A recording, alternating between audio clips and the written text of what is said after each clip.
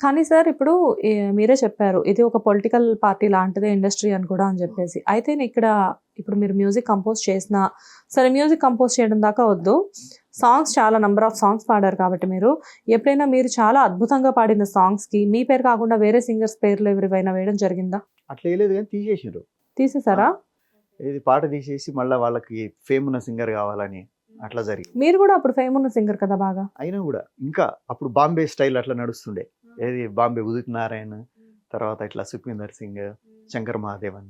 So దానికోసం అని జెప్పేసి ఇక బాగున్నా గూడా తీసేసేటోళ్ళు. ఇక అది ఇండస్ట్రీలో మీలాంటి మంచి మంచి సింగర్స్ ఉన్నప్పటికీ గూడా ఇప్పుడు ప్రెజెంట్ చూస్తే 'సిద్ శ్రీరామ్' లాంటి వాళ్ళని అనుకోండి. ఇప్పుడు ఎంతో అద్భుతమైన సింగర్స్ ఉన్నారు ఇండస్ట్రీలో. ఉన్నప్పటికీ కూడా 'సిద్ శ్రీరామ్' గారు లాంటి వాళ్ళని కొన్ని గట్టిగా డబ్బులిచ్చి తీసుకురావడానికి రీజన్స్ ఏంటి? అంటే ఈ మన దగ్గర ఒకటుంటదండి తెలుగులో. మనము ఎంత గొప్పవాళ్ళం అంటే తెలుగు వాళ్ళమంతా పక్క వాళ్ళందరిని బాగా ఎంకరేజ్ చేస్తాం. వాళ్ళని ఆహా! ఓహో! అని మస్తంటాం. కానీ మన దగ్గర నుండి మాత్రం చూసుకోం. ఇదొక్కటి మాత్రం ఉంది పాపం తెలుగు వాళ్ళ దగ్గర ఇదొక్కటే. తెలుగు వాళ్ళు ఆ! అదే వేరే వాళ్ళు ఉన్నారనుకోండి, ముందు వాళ్ళని ఎంకరేజ్ చేసుకున్నాకనే అప్పుడు ఇస్తారు. అదే అడగబోతున్నా. ఇప్పుడు 'సిద్ శ్రీరామ్' గారిని తీసుకొచ్చి ఇక్కడ పాడిస్తున్నారు. బట్ మన వాళ్ళెళ్ళి అక్కడ పాడట్లేదు కదా మరి. పాడతారు చాలా తక్కువ. నేను అదే అంటున్నా. ఇప్పుడేందంటే ముందు వాళ్ళకి ఇంపార్టెన్స్ ఇచ్చి మనకుంటది. మన దగ్గర అట్లా కాదు. ముందు వాళ్ళకి ఇంపార్టెన్స్ ఇచ్చినాక మిగిలినవి మనకనమాట. సో ఇట్లుంటది. అయితే ఇప్పుడు టాలెంట్ కంటే ఒక మ్యూజిక్ డైరెక్టర్ ఒకసారి అన్నారు ఏందంటే అప్ టు ద మార్క్ ఉండనప్పుడు నేను మామూలుగా డబ్బులియ్యను అట్లా అని ఏదో అన్నారు. అయితే అప్ టు ద మార్క్ అంటే ఏంది? ఇప్పుడు అప్ టు ద మార్క్ అనేది ఎక్కడ దాకా ఉంటది? ఇప్పుడు మరి హాలీవుడ్‌లో చేసే మ్యూజిక్ డైరెక్టర్‌తో పోలిస్తే ఇక్కడితో వాళ్ళు అంటే కంపేర్ చేసినప్పుడు మరి తక్కువైపోతది కదా! మరి వీళ్ళు up to the mark car కదా! మరి ఆయన అప్ టు ద మార్క్ అయితాడు అప్పుడు. మరి ఆయనతోని ఇంకెవరైనా ఇంకో పెద్దోడు ఉంటే ఆయన అప్ టు ద మార్క్ అయితాడు కదా! మరి వీళ్ళు తక్కువ అట్లుండదు. అందుకని ఏందంటే అప్ టు ద మార్క్ అనేది ఈ ప్రపంచంలో ఉండదు. ఏందంటే ఎవరి దగ్గరనే ఏదో కొంచెం అదే nobody is perfect in this world అన్నట్టుగా ఏందంటే ఏదో ఉంటాయి. కాకపోతే దాన్ని చెప్పి చేయించుకోవాలి. ఇప్పుడు నమ్మరు. ఏందంటే అదే ఒక పెద్ద మ్యూజిక్ డైరెక్టర్ అంటే ఇప్పుడు పెద్ద డైరెక్టర్‌కి ఒక పెద్ద హీరోకొస్తే నువ్వు ఎట్లా చేస్తావంటే, ముందు ఫస్ట్ ఆఫ్ ఆల్ ఆ డైరెక్టర్ మనకి ఇచ్చాడు అన్న ఆ ఫీల్ ఉంటది చూడండి. దాంట్లోంచి ఆటోమేటిక్‌గా తన్నుకొనొస్తాయి. ఏది కొత్త ట్యూన్‌లు కొత్తవి. ఎందుకంటే ఆడ ఆ బ్రాండ్ ఇంత పెద్దాయన మనకిచ్చిండ్రా అని. ఇప్పుడు ఒక మణిరత్నం గారు ఇచ్చిండ్రు అనుకుందాం. ఇస్తే నాకు రోజా, రెహమాన్ గారు ఎట్లా చేసిండ్రో దాంతో కంపేర్ చేయడానికి లేదు గానీ, నేను గూడా ఏదో గ్యారంటీగా చేస్తా. ఎందుకంటే ఆడ మణిరత్నం అనే ఆ స్వాగ్ లేకపోతే ఆ బ్రాండ్ అవన్నీ నా లోపల కొత్త శక్తిని లేకపోతే కొత్త ట్యూన్స్‌ని వచ్చేట్టుగా ఆటోమేటిక్‌గా మైండ్ అదే అట్లా అవుతదనమాట. సో అట్లా నమ్మరు. సో మనోళ్ళని మనం ఇక్కడ నమ్మం. అట్లా గనక నమ్మితే అందుకే నేను ఫస్ట్ నా దగ్గర ఇప్పుడు నేను చాలా తక్కువ వర్క్ చేస్తా. ఏది డివోషనల్ గాని అవన్నీ.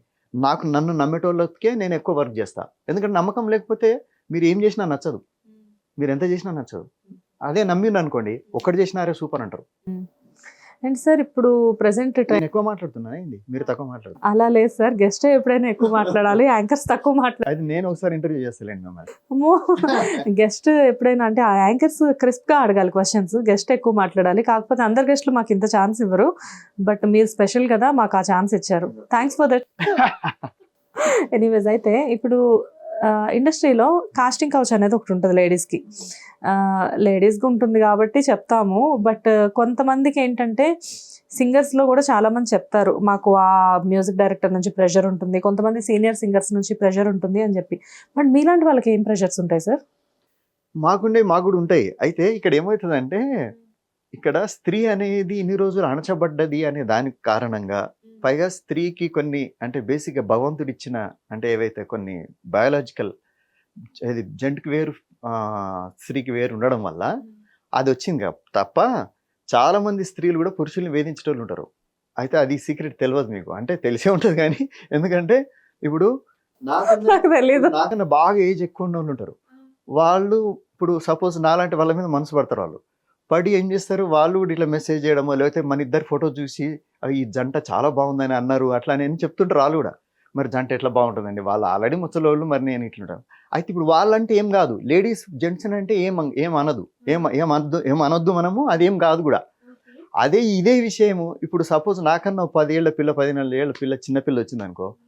ఇప్పుడు ఆ పిల్ల సార్ మీరు చాలా బాగుంటారు సార్ అని ఒక పిల్ల అంటే నేను కూడా అసలు ఈ డ్రెస్లో నువ్వు మస్తున్నావు అన్నా అంటే కథం అదేదో అయిపోతుంది లొల్లి. అంటే చాలా మంది చేయరు కానీ చెప్తున్నా. సో ఇట్లా ఇది ఉంటది. తర్వాత ఇక అపోజిట్ జెండర్ అన్నాక ఎప్పుడైనా జనరల్‌గా జెంట్‌కి ఎక్కువ ఈ బయోలాజికల్ ప్రాబ్లమ్ వల్లనే ఒక ప్రతిసారి రొమాన్స్లో ఒక సమాధి స్థితి వస్తుంది. అయితే ఈ సమాధి స్థితి రావాలంటే బాగా ధ్యానం చేయాలి. అంటే ఒక 10 days కంటిన్యూ మెడిటేషన్ కోర్స్ అట్లా ఏదంటే మొత్తం మొబైల్ కూడా పక్కన పెట్టి అట్లాంటి కోర్స్ నేను చేసిన. మొబైల్ తీసేసుకుంటారు అక్కడ. అయితే అట్లా 10 days అసలు ఎవరిని చూడొద్దు మనం. ఓన్లీ చూసినా కూడా ఇట్లా కాళ్ళే చూడాలి. సేమ్ అట్లా ఇది రామాయణంలో చెప్పినట్టు నేను ఎప్పుడు సీతమ్మని చూడలేదు అన్నట్టుగా. సో ఆ జెంట్స్ కానీ లేడీస్ ఎవరిని మనము ఫేస్లో ఫేస్ కళ్ళు పెట్టి చూడకూడదు. 10 రోజులు ధ్యానం చేస్తే అప్పుడు ఆ సమాధి స్థితి వస్తుంది. వచ్చి అసలు మనకు బయటికి రాబుద్ది కాదు. ఇక అట్లే కూర్చొని ధ్యానం చేయబుద్ది అవుతుంది. అయితే ఈ స్థితి ప్రతిసారి రొమాన్స్లో జెంట్కి వస్తుంది, లేడీకి రాదు, బయాలజికల్ కొన్ని ప్రాబ్లమ్స్ వల్ల. అయితే అట్లా వచ్చే లేడీస్ కూడా జెంట్స్ లాగానే బిహేవ్ చేస్తారు. వాళ్ళకు కూడా 3-4 గర్ల్ ఫ్రెండ్ బాయ్ ఫ్రెండ్స్ ఉంటారు. అంటే నేను చూసిన నా అబ్జర్వేషన్ చెప్తున్నా, ఇది only this is my personal opinion. నేను దీన్ని జనరలైజ్ చేయట్లేదు, ఏం లేదు, ఒక్కొక్కరికే ఒపీనియన్. అయితే సో వాళ్ళు కూడా మేల్ లాగానే బిహేవ్ చేస్తారు. వాళ్ళు కూడా 3-4 బాయ్ ఫ్రెండ్స్ ఉంటారు, ఇట్లా చేస్తుంటారు. అయితే ఈ జెంట్కి ఏమో ప్రతి ఒక్కడికి ఇట్లా జరగడం వల్ల వీడు ఏం చేస్తాడు, 24 గంటలు ఇదే ధ్యాస మీద ఉంటాడు. ఎవరు కనపడతారా, ఏదన్నా అందామా లేకపోతే అడుగుదామా అని. అయితే దీంట్లో ఇక కొందరు క్లాస్ ఉన్న వాళ్ళు వీళ్ళు ఏం చేస్తారంటే అనరు కానీ లోపల మస్తు అనుకుంటారు. సో అందుకని కీరవాణి గారు ఏమన్నారంటే ఒకసారి ఇంటర్వ్యూలో చూసిన నేను, ఏమన్నారంటే ఏదైనా పని మనసా వాచా కర్మణ అని ఉంటుంది. సో మనసా వాచా కర్మణ అంటే ఇప్పుడు సపోజ్ మనసులో అంటే ఇట్లాగే ఇప్పుడు మిమ్మల్ని ఎవరో యాంకర్ అని పరిచయం చేశారు. పైకేమో నమస్కారం అండి అవును, కానీ లోపల మొదలు ఏముందిరా అని లోపల అనుకున్నాం అనుకుంది. ఇదేంటి మనసు.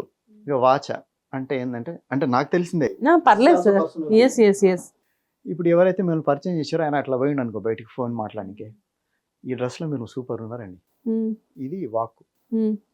ఇది అయిపోయిన తర్వాత నెక్స్ట్ కర్మణ అంటే ఒకవేళ ఇద్దరికి కుదిరితే ఏదైనా చేయడమో లేకపోతే బలం, అది తర్వాత విషయం. కానీ ఈ రెండు కూడా తప్పే అంటారు ఆయన. వాస్తవమే కదా మరి. సో అంత కంట్రోల్గా ఇప్పుడు ఎవడుంటాడు. ఓకే. సో అట్లా ఉండడానికి దేశంలో ఎట్లాంటి పనులు జరుగుతున్నాయి, దాని మీద ఎవరన్నా వర్క్ చేస్తుండ్రా అంటే అందరు ఇట్లా ఏది మనసా వాచ కూడా సరిగ్గా ఉండడానికి ఏమైనా జరుగుతుందా, లేదే. రోజు ప్రతి యూట్యూబ్ ఛానల్లో దాంట్లో రకరకాల హెడ్డింగ్లు పెట్టి లోపల ఒక విషయం ఉంటుంది, బయట ఒకటి ఆడ తమ్నేల్ వేరే ఉంటుంది. తర్వాత ఆ అత్తతో అల్లుడు ఇట్లా చేసిండు, లేకపోతే భార్య దాంట్లో ఇవి దొరికినాయి, అది దొరికింది. ఇది అంటే ఏం చెప్పదలుచుకున్నారు మీరు. అంటే వీటితోని ఇప్పుడు అట్లాంటివి చేసిందని ఇంకా చెప్పకూడదు కదా, రేపటికి పిల్లలు కూడా చూస్తున్నారు కదా దాన్ని. మరి మన ఇంట్లో పిల్లలే అవి నేర్చుకోవాలా మరి. అట్లా కాకుండా ఫలాని ఓ డాక్టర్ ఉన్నారు శ్రీకాంత్ అని, ఆయన ఏం చేసిండు, ఆయన 50వ పుట్టినరోజుకి 50 చెట్లు పెట్టిండు. మరి ఆయనని ఇంటర్వ్యూ చేయండి, ఆయనకు చెప్పండి ఆయన ఏం చెప్తాడు. లేకపోతే ఇంకొక ఆయన ఉన్నారు అలేఖ్యం శ్రీనాథ్ అని ఉన్నారు, ఆయన ఏంటంటే ప్రతి ఆయన బిల్డింగ్లో విపరీతమైన చెట్లు పెడతారు ఆయన. సో ఇట్లాంటివి ఏదైనా చెప్తే అరే మనం చెట్లు పెట్టాలి, లేకపోతే నేచర్ అని తెలుస్తుంది. లేకపోతే అతతో అల్లుడు ఇట్లా చేసిండు ఇట్లా చేస్తా అంటే ఇంకోటి చేయాలనే అంటే ఏం చెప్పదలుచుకొని అట్లా చేస్తున్నారు. సో ఇట్లా విధ్వంసం చేసుకుంటా మళ్ళీ మగోడికి ఇట్లా ఏం అనకూడదు, లేకపోతే వాళ్ళు ఏం డ్రెస్ చేసినా ఏం చేయకూడదు, అట్లాంటి ఎట్లా అవుతుంది కష్టం. సో అయితే మీరు కూడా కొన్ని ఇలాంటివి ఎదుర్కొన్నారనమాట. డెఫినెట్గా అవుతాయి, అదే చెప్తున్నా కదా, మనం చెప్తే నమ్మరు.